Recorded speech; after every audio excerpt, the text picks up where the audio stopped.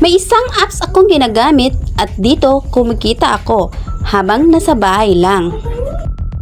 Hello Karuba! This is Claire, vlogger na Isabela, pero di alam ng kapitbahay ko.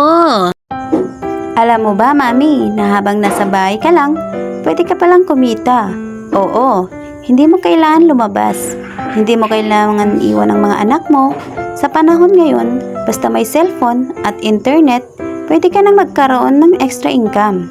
Ako dati, akala ko imposible. Sabi ko, paano ko kikita kung nasa bahay lang ako? Nag-aalaga ng mga bata, nagluluto, naglalaba, at halos walang oras.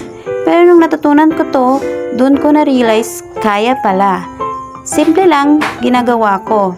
Nagda-live ako habang ginagawa ko ang mga normal kong gawain sa bahay. Minsan nagluluto ako, minsan nagkakape lang, minsan nakaupo lang ako at nagkukwento. At habang ganon, may mga taong nanonood, nakikipagkwentuhan at unti-unti kong napagtanto, bawat oras na nilalaan ko rito, may kapalit. Hindi mo kailangan maging artista, hindi mo kailangan magaling sa sayaw o kanta. Ang kailangan lang, totoo ka. Kasi yun ang gusto ng mga tao, yung mga kwento nating mga nanay na totoo sa buhay.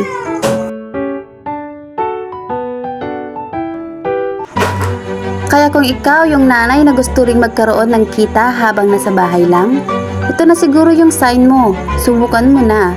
Baka dito mo na makita yung para sa'yo.